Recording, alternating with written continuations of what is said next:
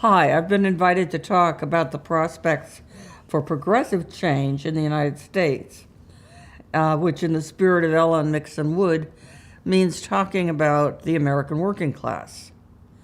And since I've been talking to foreign interviews, mainly Northern Europeans, a lot in the last few months, I know the real question is always, what's wrong with Americans? How did they get to the point of electing an ultra-right-wing and flamboyantly insane billionaire for president? In particular, why did so many of the traditionally democratic working class come to support him? This is my class of origin. I was born in Butte, Montana, to a family where the men were copper miners or railway workers, and their sons expected to fill the same jobs. At that time, a man, especially a white man, with a strong back and better yet a strong union, could support a family on his own earnings. No college degree required. It was a modest way of life. I was shocked by how small both my grandparents' houses were when I located them in Butte in the 1980s. But theirs was a reliable lifestyle, or so we thought. Of course, that American working class way of life has, by today, been destroyed.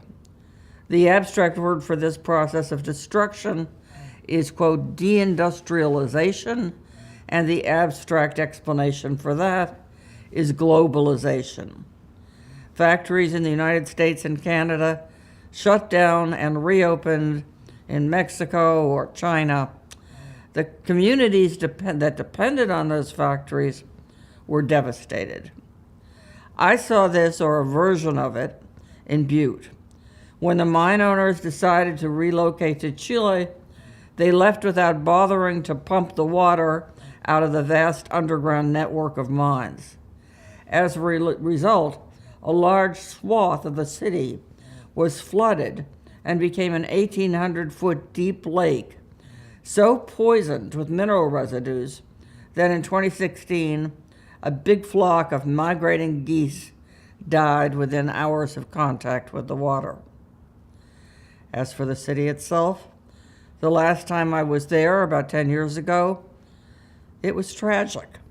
The only billboards in the main part of town bore messages about the dangers of methamphetamine.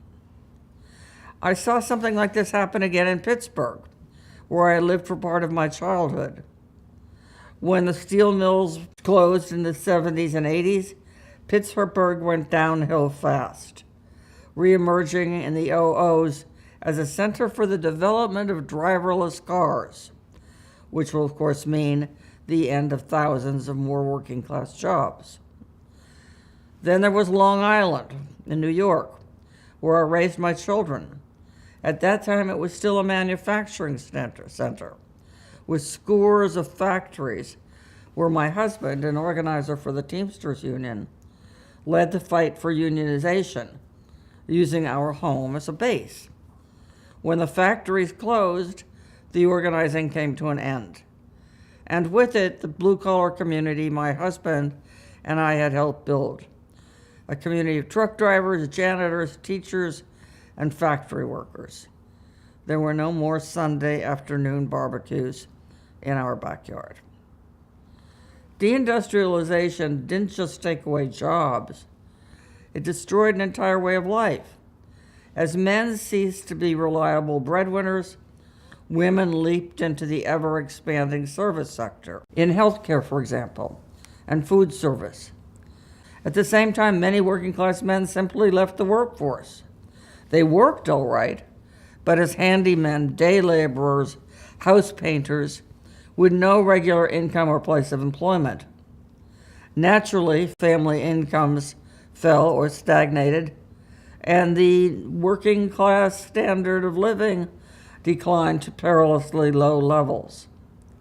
I saw just how perilously low a few years ago when I received an urgent request for a loan from a relative who was about to lose her home for missing a mortgage payment. She'd been a factory worker, but now worked cleaning houses. She had no savings at all. Only after I'd sent the money did I find out that her home was not a house. It was a single-wide trailer that she shared with a grown daughter and a grandchild. And that, I can tell you, is a tight squeeze. The strange thing is that deindustrialization has been taking place with so little outcry from politicians or so-called thought leaders. Yes, the Democratic Party took note in the late 60s and 70s and responded with a call for, quote, full employment. But there was no plan for how to achieve this in the areas left devastated by deindustrialization. Besides, as some of us on the left were pointing out in the 80s, jobs are not a solution to poverty unless those jobs pay enough to live on. And by the '00s, it was clear that U.S. capitalism could generate plenty of jobs in the service sector that paid and still pay barely above the minimum wage. Imagine how different things might have been if the Democrats had declared deindustrialization a national emergency and used public money to put people to work doing useful things like infrastructure repair, care of the very young and the elderly, and the restoration of Rust Belt cities.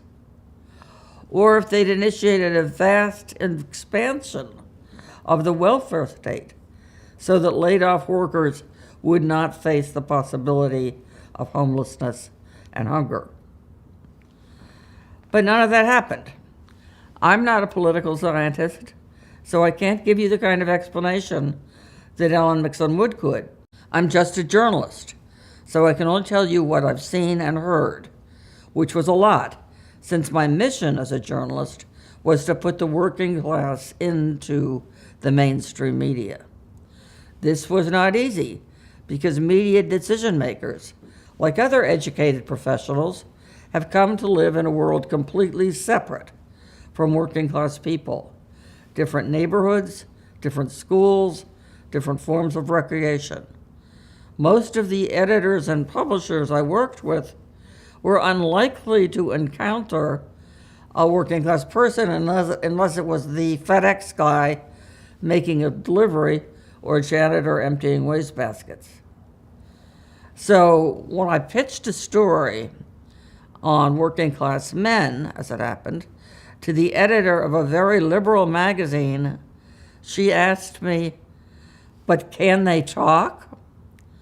This hurt, because as it happened, I was married to one.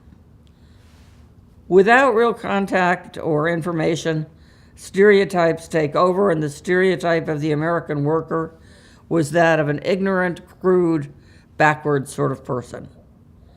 Just 2 years ago, I was asked to write about the changing working class for a very respectable national newspaper, and my editor actually changed what I had written to make the working class men sound boorish and sexist, which they were not. And of course, I hadn't said that. Now that was fake news, or it would have been if I hadn't stopped it. This kind of contempt for the working class infected the response of elites to deindustrialization and its victims. Why hadn't these people bothered to get college degrees in the first place? Why weren't they more resilient and ready after 20 years of mining or factory work to train to be a registered nurse?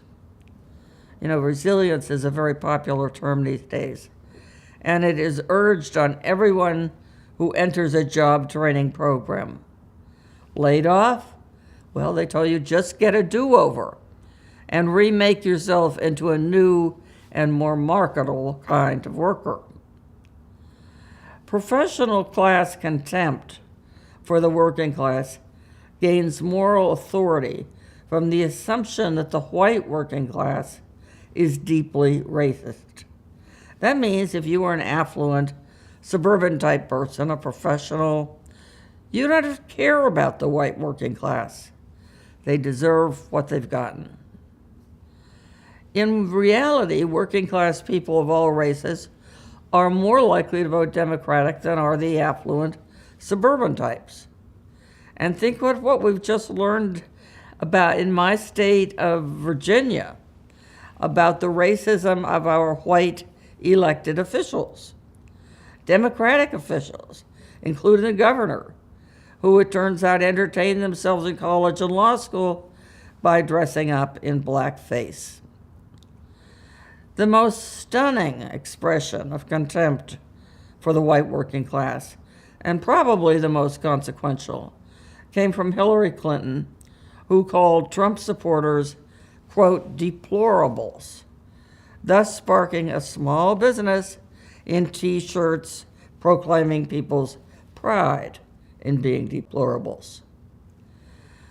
She should have been aware in 2016 of the rising death rate among white working class people, especially men, because news of this had surfaced in 2015. This was, quote, startling news, according to the Wall Street Journal, because life expectancy had been increasing for over a century. It was especially startling because the uptick in death rates was greatest among white men, who in relation to people of color have long had the advantage of higher earnings, better access to health care, safer neighborhoods, and of course, freedom from the daily insults and harms inflicted on the darker skinned. I think there's a simple, practical reason for the rising death rate among poor white men. Their excess deaths are accounted for by suicide, alcoholism, and drug, usually opiate, addiction.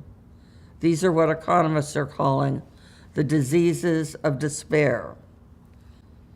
Which brings us to the question of Trump and the mystery of why so many working class people, white ones anyway, voted for him. I think I've already given you my answer. They'd lost their jobs, which disappeared into distant countries, and along with their jobs went a way of life that had been accessible to people with or without a college education. They'd lost their cities and their communities. And throughout all the decades of loss, no one had stepped up to help. The only national political leader who spoke up for the working class was Bernie Sanders, and the Democratic Party silenced him. But 2 years later, I am feeling strangely optimistic.